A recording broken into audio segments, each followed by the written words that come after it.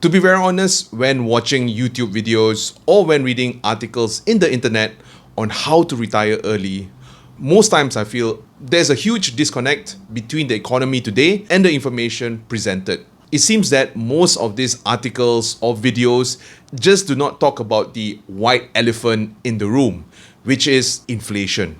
An example of this is maybe the prices of roti canai. About maybe 5 or 10 years ago, I think roti canai was about 50 cents. That being said, however, today, roti canai is probably between 150 to 2 ringgit. So over here, we could see that the prices did increase quite significantly, and it's due to inflation. With that in mind, I'm sure that we can see that whatever we have saved up in the future would diminish in purchasing power.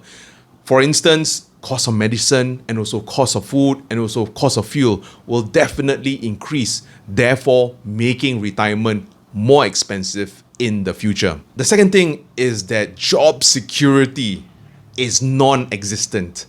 I still remember when I was still studying in university, my dad used to tell me this advice: son, just study hard, work hard, save enough money and retire. And if you work in a company long enough, the company will then give you job security as a form of repayment for your loyalty. Having said that, however, post the pandemic, we can see that there's no such thing as job security. As right now, we can see big companies with big profits just letting go of their staff members, and it's becoming more and more common.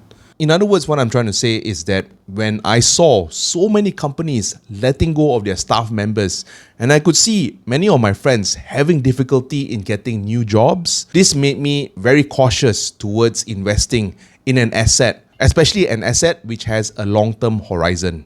Basically, my answers to this question is, right now being the digital age and also the internet age, it is so easy for us to start building our own assets and start earning money from these assets.